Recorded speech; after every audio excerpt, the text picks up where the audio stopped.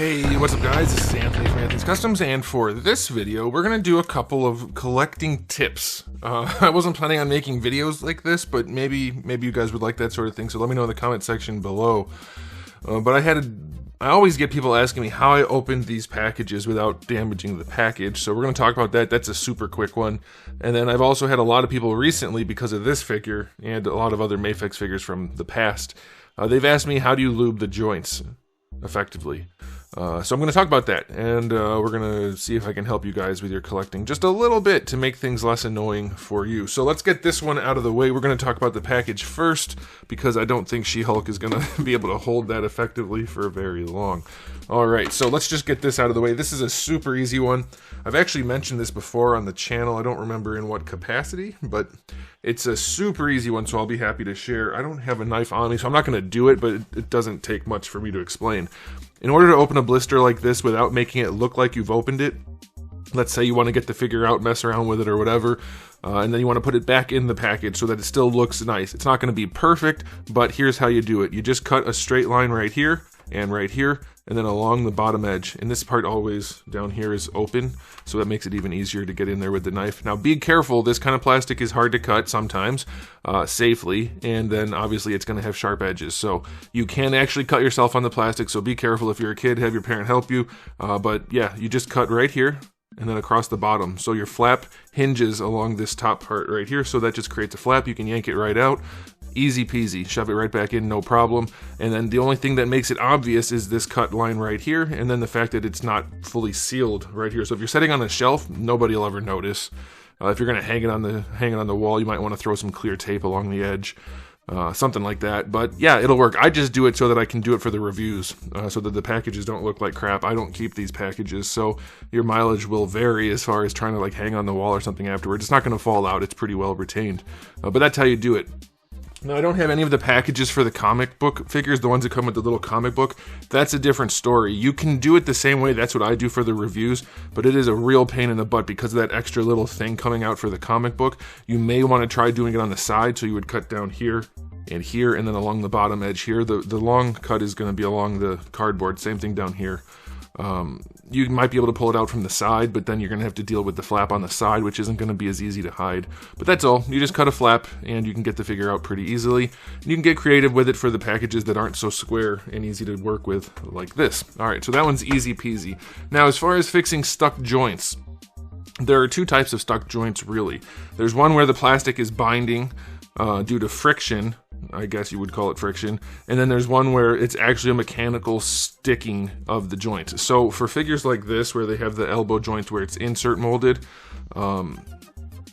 it's not injection, I mean it is injection molding, but people confuse those two terms. Injection molding is how all plastic parts are made, basically, for action figures. Insert molding is when you have a hard plastic inside where they're going to squirt the new plastic, the soft plastic. So that's why it's called insert. You have the hard plastic inserted into the mold when the soft is poured around it.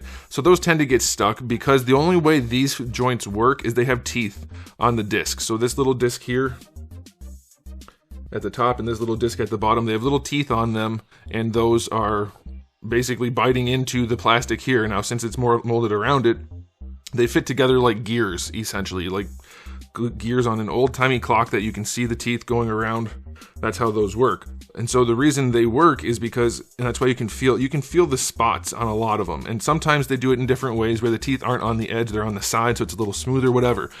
Point is, you're getting hard plastic inside the soft plastic, and so sometimes those will get stuck. So lube's not going to help that, really. I mean, there might be some help, I guess, technically, but really that plastic is just stuck, so you have to break it free, and that'll be that. So what we're talking about today, though, is where it's actually just like a ball socket. So we're going to use this as a good example. I mean, Marvel Legends have a few. They have them on their hips, sometimes, you know, on the heads, but that's not going to get stuck. Anyway, it's a ball socket specifically for harder ball sockets, because if you're putting something like nylon or palm, which is hard plastic, into a PVC socket, which is a soft plastic, odds are it's not going to get stuck unless they've done faceting, and then it'll get stuck for that. But these guys are a good example because they tend to have shoulders that get stuck. Storm Collectibles hips tend to do this also, sometimes the arms, and so this is perfect for those types of joints where it's hard plastic going into a hard socket. So you'll notice, or you might have noticed when I was doing the review on this guy, his arm moved around a little bit, but that was getting squeaky, and then it ended up sticking. And that's usually because when you're spinning it around, you're actually taking tiny, tiny, tiny bits of plastic and shredding them off, and they end up building up and causing them to stick. Which is, I mean, you can avoid that with tolerances and lubrication, and that's about it. So what we're going to do is lubricate these shoulders. Now, I've already done these so that I could show you, but you can hear it probably. It's still trying to get stuck, but there's lube in there, so it's actually perfectly fine. No issue at all. And if it does end up getting stuck again, you can just dab a little bit more lube in there, but you probably won't need to. I've never had to do it twice.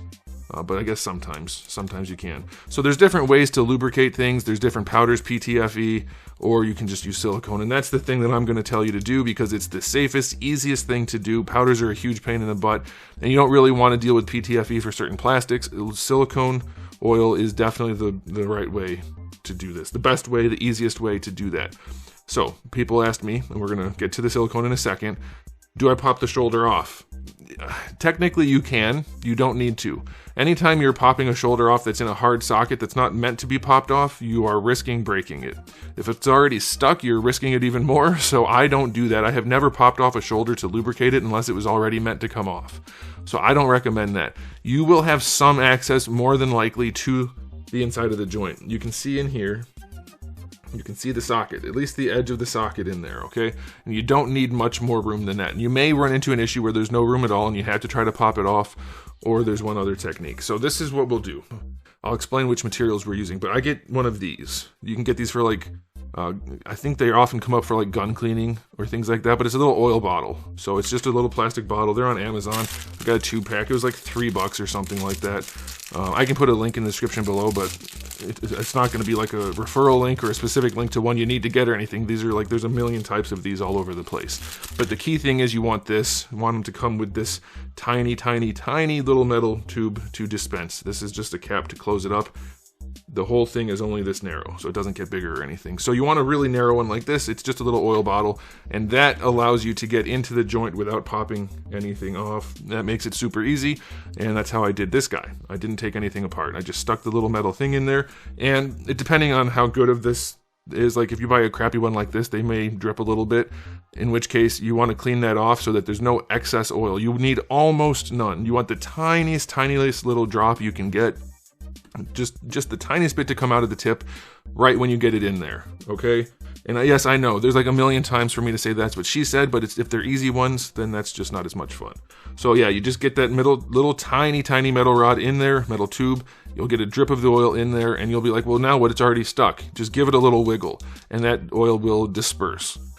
This shoulder was completely seized from the review I was doing, and I just put a drop in, and then I just gave it a little wiggle, and then I spun it around, and voila, shoulder, well, this part wasn't a problem. Shoulder is perfectly good. Now, here's the thing about silicone oil. You need just the tiniest little bit. You can always add more, you can't add less, and it's really hard to clean up silicone oil because there's nothing that actually cleans it, nothing that breaks it down effectively, so you just have to wipe it away. So if you get any on your action figure, you can see this shoulder right here is just a little bit shiny on that red part. You can just wipe that away and it'll go away, and we'll talk about the material in a minute and why that's okay. But you don't want to get your whole figure covered in oil. It can affect paints, so you want to try to avoid that. I've never had an issue with it personally, but you also don't want it to get into joints you don't want it to get into. This shoulder may have started to get a little bit loose. I kind of doubt it. I don't think it was from the oil because I barely got any in there, and it looks like it's actually just a little bit mismolded. You can see that gap there probably. Anyway, you don't want to get it all over the place. You don't want to get it in joints you don't want to get it into. If the joint's not stuck and you add lube, it may end up too loose, in which case you might have to open it up and wipe it off effectively, things like that. But yeah, that's all you do. You just stick it, a tiny drop in there, and give it a wiggle, and you'll be good to go. Now, this is the stuff I recommend. Again, I'm not getting anything for this, but there's different, Super Lube has different things. This is just silicone oil. That's what I recommend. You don't want one that has like PTFE or anything else in there. This is just straight up silicone oil. I like it because it's clean, food grade. and it's dielectric, that doesn't matter. But food grade, meaning it's not going to kill you if you get it someplace. It's a pain in the ass. You don't want to make a mess. It will stain things and stuff like that, but it's not like heavy chemicals or anything like that. It's just straight up silicone oil. It's not super expensive. This is like 10 bucks or something. I know a lot of people recommend shock oil. That tends to be even more expensive, and those often have other things in them too. But like I said, this can also. So make sure you're getting one that's silicone, straight up silicone, and you'll be good to go. So yeah, between these two things, it's like 13 bucks, and this will last you more than your entire life. Like, you're using a tiny, that's why I have almost none in here. I've used like 4 drops. I mean, even if you use 20 drops, it's not going to even make a dent. So this will cover all of your lubrication needs for action figures for your entire life. And that's the easiest way to do it. And it gets your shoulders freed up nicely. It works just as well on the Storm Collectibles hips because it's basically the same situation. It's a hard ball and a hard socket. Tolerances aren't quite right, and certain plastics need to be lubricated, and sometimes they don't do that at the factory, or they don't do it effectively. And like I said, if it starts to squeak, that's probably okay. If it gets tight again, just throw a little bit more lube in there and you'll be fine. It's always better to have to add more than to have to remove it. So that's it. Yeah, lube up your shoulders or your hips. Cut up your blisters in a way that you can save them if you want to, otherwise throw them in the recycling bin. And hopefully I have helped in some way, some of you, for some of your collecting. Let me know if you guys like videos like this, if you found this helpful, or if you think this is a giant waste of time. That's fine too, but that's it for me. So thanks for watching, guys. If you enjoyed the video, please do give it a thumbs up. If you didn't, give it a thumbs down. And if you haven't subscribed, you should. I have new videos just about every single day, and thousands already on the channel. So make sure you come back for all of that. And in the meantime, keep collecting.